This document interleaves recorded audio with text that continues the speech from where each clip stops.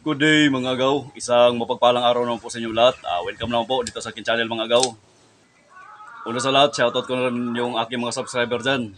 At saka sa mga silent viewers ko po dyan. Maraming salamat po sa inyo lahat. For today's video mga agaw ay magiging karpentero muna tayo ngayon. Meron po akong gagawin dito mga agaw. Ako po ay gagawa ng dapuan agaw ng mga manok ko dito. Dito sa tabi lamang ng malaking kulungan. Dahil po yung dapuan ng mga manok ko dito agaw ay parang malapit ng bumigay dahil po sa dami nila. At ngayon po ay malalaki na, mabibigat. Kaya parang hindi nakakayanin itong flying pin na ginawa kong dapuan nila agaw.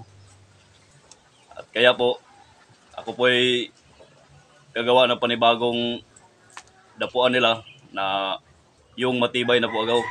Dito sa labas, hindi na sila doon sa flying pin na pinaglalagyan ko sa kanila. Itong mga manok na palakad-lakad agaw, ito po yung ita-transfer ko ng dapuan. Ito agaw, ito po yung ginawa kong dapuan nila paggabi. At kung magawa ko na itong bago agaw, ito po ay isasarado ko na. Dahil ito po ay gagamitin ko din pong breeding pen. So dito ko po sila ililipat agaw. Yan. Ayan agaw, simpleng dapuan lang po itong gagawin ko. Gamit ko lang po itong mga tira-tirang mga kahoy ko dito. Yan, umpisa na natin agaw.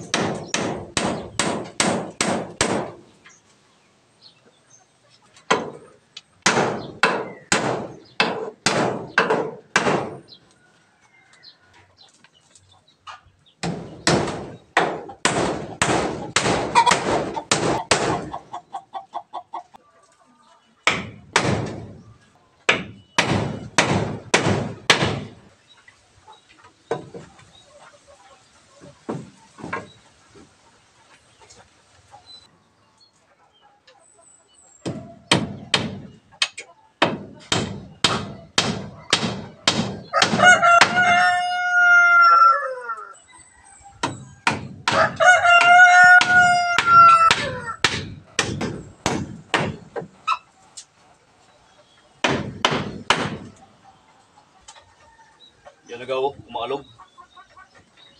Baka sa bigat ng mga manok ay bigla itong bibigay. Additional brace tayo agaw.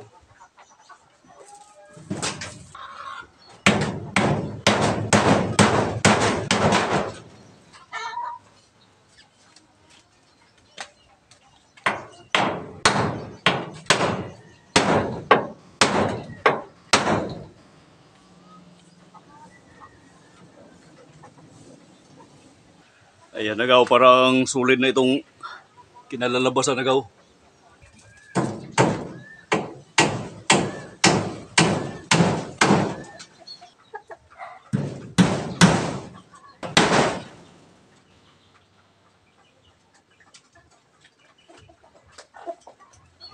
Yan agaw. Bali kasi yung tatlong dapuan agaw. Kape muna tayo agaw, pampatanggal ng pagod. Kahit na mainit, masarap rin magkape. Yan agaw. Tapos na po yung dapuan ng manok na ginawa ko. Bali tatlong linya po ito agaw para marami pong makadapo. Yan.